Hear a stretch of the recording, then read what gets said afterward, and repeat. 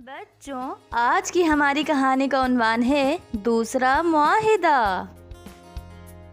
پرانے زمانے کی بات ہے کہ کسی گاؤں میں ایک غریب جوتا فروش اپنی اکلوتی بیٹی اسکالا کے ساتھ رہتا تھا۔ دونوں باپ بیٹی روکھی سوکھی کھا کر خوشی سے اپنی زندگی گزار رہے تھے۔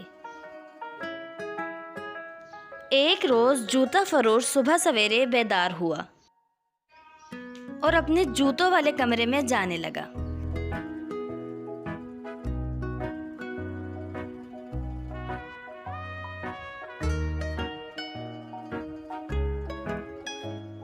اس نے اپنے بنائے ہوئے جوتوں کے جوڑوں کی گنتی کی اور ان میں سے سب سے اچھی 6 جوڑیاں منتخب کی۔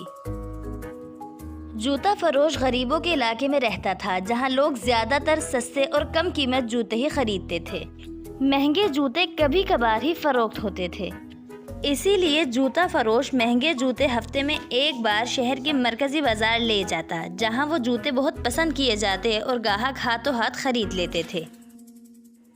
اسکالا گھر کے کام کاج کے ساتھ فارغ وقت میں اپنے والد کی مدد کرتی تھی۔ جو ہی والد جوتا تیار کر کے فارغ ہوتے، اسکالا اسے خوب محنت سے صاف کرتی اور کچھ جوتوں پر پالش کرتی تھی۔ غریب اسکالا کسی اسکول سے تعلیم حاصل نہ کر پائی تھی، مگر وہ ذہانت اور فرما برداری جیسی خوبیوں سے مالا مال تھی۔ اسے معلوم تھا کہ والد کو شہر جا کر جوتوں کی فروخت سے صرف اتنی ہی رقم ملتی تھی جس سے گھر کا خرچ اور نئے جوتوں کے لیے چمڑا مل سکے۔ جب تک اس کے والد جوتے فروخت کر کے اور شہر سے اس کے لیے کوئی کھلونا نہ خرید لائیں، وہ ان کی خیریت کی دعا کرتی تھی۔ اس روز بھی اس کے والد شہر جانے کو تیار تھے۔ اچھا بیٹا، میں چلتا ہوں، تم اپنا خیال رکھنا۔ اللہ حافظ بابا، میں دعا کروں گی کہ سارے جوتے فروخت ہو جائیں اور آپ کو ڈھیر سارے روپے ملے اور میری نیلی آنکھوں والی گڑیا بھی آ جائے۔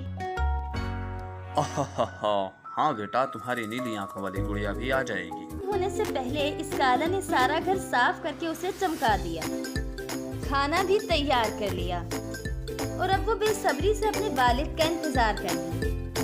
آج تو زیادہ ہی دیر ہو گئی ہے، پتہ نہیں کہاں رہ گئے ہیں بابا۔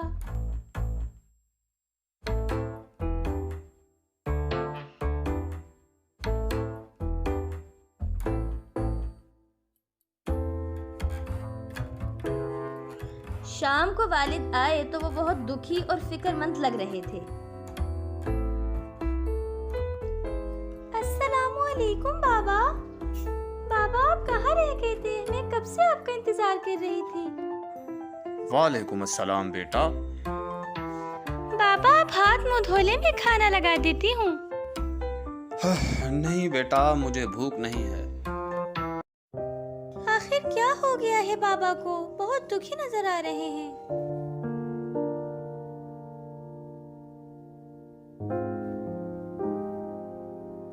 پھر اسکالا اپنے والد کے پاس گئی۔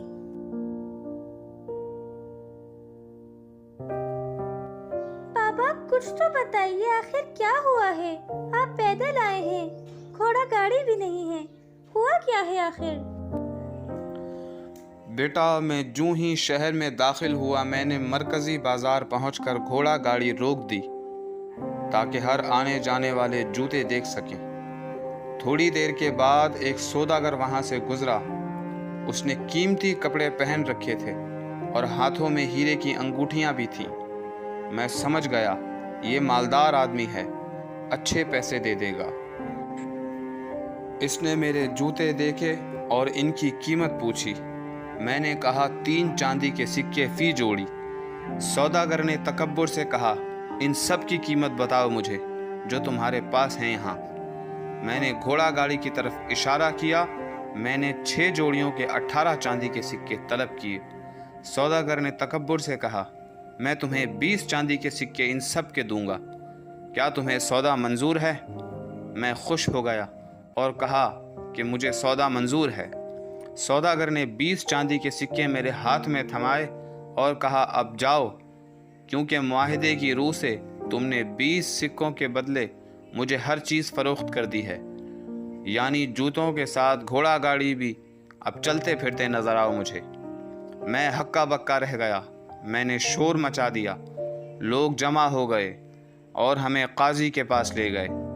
قاضی نے واقعے کی تفصیل پوچھی اور اس کے بعد مجھ سے کہا کہ اگر تم نے معاہدے میں ہر چیز 20 چاندی کے سکوں کے بدلے فروخت کر دی تو سوداگر واقعی ہر شے کا حقدار ہے اور بے قصور ہے۔ تمہیں معاہدہ سوچ سمجھ کر طے کرنا چاہیے تھا۔ سوداگر نے طنزیہ مسکراہٹ سے مجھ سے کہا، اب تم جاؤ۔ میں ناچار واپس آ گیا۔ اب خدا ہی اس ظالم سے انتقام لے گا۔ اسکالا کو بہت افسوس ہوا۔ ظالم نے گھوڑا گاڑی ہتھیا لی تھی مگر وہ ہوشیار لڑکی تھی۔ اس نے اپنے والد کو تسلی دی اور کہا، بابا آپ ان پیسوں سے مزید 6 جوڑے جوتے بنائیں۔ اگلے ہفتے میں انہیں فروخت کر کے آپ کا نقصان پورا کرنے کی کوشش کروں گی۔ جوتا فروش خاموشی سے جوتے تیار کرنے لگا۔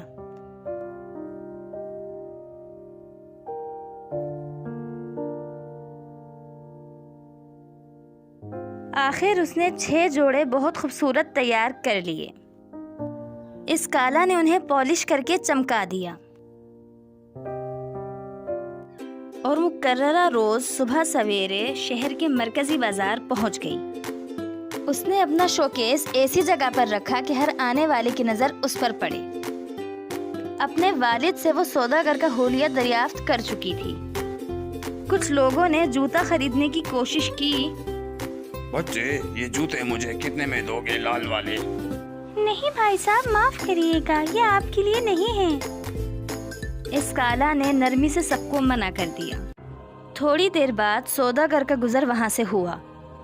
اس نے جوتے دیکھے اور پسند کیے لیکن مایوسی ظاہر کرتے ہوئے کہا، جوتے تو اچھے ہیں پر اس وقت میرا ہاتھ بہت تنگ ہے۔ مجھے جوتوں سمیت پورا شوکیس کتنے میں فروخت کرو گی؟ اسکالا نے جواب دیا، صرف 20 چاندی کے سکوں میں۔ لیکن میرے پاس تو اس وقت صرف 10 چاندی کے سکے ہیں۔ اسکالا نے اس کے چہرے پر نظر ڈالی اور دل میں کہنے لگی، مکار آدمی، شکل سے ہی جھوٹا لگ رہا ہے۔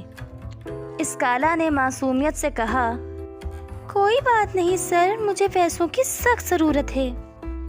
آپ کے ہاتھ میں جو کچھ ہے وہ میرا ہوا اور میرے سارے جوتے آپ کے ہوئے۔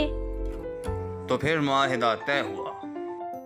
ہاں، جو کچھ آپ کے ہاتھ میں ہے وہ میرا ہوا اور یہ سارے جوتے آپ کے ہوئے۔ ٹھیک ہے، یہ 6 جوڑیاں جوتوں کی شوکیس سمیت میری ہوئیں اور 10 چاندی کے سکے تمہارے ہوئے۔ اسکالا نے کہا، جی نہیں جناب، آپ غلط سمجھ رہے ہیں۔ میں نے 10 چاندی کے سکے نہیں کہے، بلکہ یہ کہا تھا کہ جو کچھ آپ کے ہاتھ میں ہے وہ میرا ہوا۔ آپ کے ہاتھ میں 10 چاندی کے سکے اور 3 قیمتی ہیرے کی انگوٹھیاں بھی ہیں۔ یہ سب میری ہوئی، برائے مہربانی مجھے دے دیجیے۔ ارے پاگل لڑکی، میں تمہیں اپنی انگوٹھیاں کیوں دوں گا؟ معاہدہ تو معاہدہ ہے۔ جب آپ کسی کے جوتے شوکیس، گھوڑا گاڑی سمیت خرید سکتے ہیں تو کیا کوئی آپ سے چاندی کے سکے انگوٹھیوں سمیت نہیں لے سکتا؟ اگر آپ کسی کو دھوکہ دے کر فائدہ اٹھا سکتے ہیں تو دوسرا بھی آپ کی بے وقوفی سے فائدہ اٹھا سکتا ہے۔ بحث کرنے سے بہتر ہے کہ ہم قاضی کے پاس چلیں۔ بہت سے لوگ یہ سودا ہوتے ہوئے دیکھ رہے تھے۔ انہوں نے بھی اسکالا کی بات کو درست قرار دیا۔ سوداگر نے خاموشی سے 10 سکوں سمیت 3 انگوٹھیاں اسکالا کے حوالے کر دی کیونکہ وہ قاضی کا فیصلہ جانتا تھا۔ تو اس طرح اسکالا نے اپنے والد پر کیے گئے ظلم کا حساب لے لیا۔ تو پیارے بچوں، ہمیں بھی ظالم سے ڈرنا نہیں چاہیے اور اگر کوئی ظلم کرے تو اس کا ڈٹ کر مقابلہ کرنا چاہیے۔